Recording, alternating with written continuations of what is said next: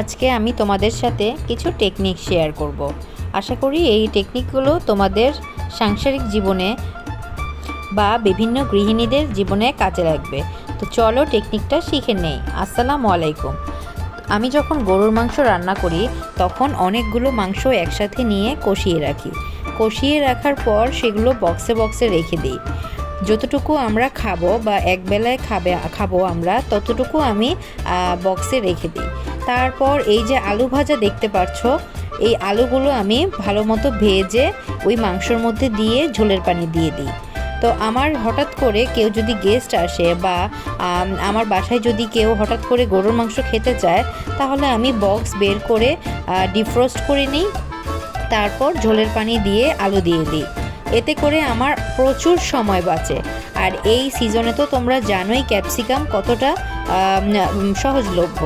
তো আমি ক্যাপসিকাম এনেছিলাম, ক্যাপসিকামগুলো আমি মাংসের মধ্যে দিয়েছি।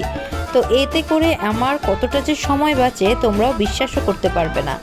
এই যে দেখো, সবশেষে আমি বাগার দিয়ে দিয়েছি। বাগারের মধ্যে আমি রসুন, পেঁয়াজ, শুকনা মরিচ ব্যবহার করেছি। এতে করে মাংসের টেস্ট আরও বেড়ে যায়। আর তোমাদের কাছে কখনোই মনে হবে না যে এই মাংসটা ডিপে ছিল বা এটা আগে রান্না করা হয়েছে। তো তোমরাও এটা ট্রাই করবে।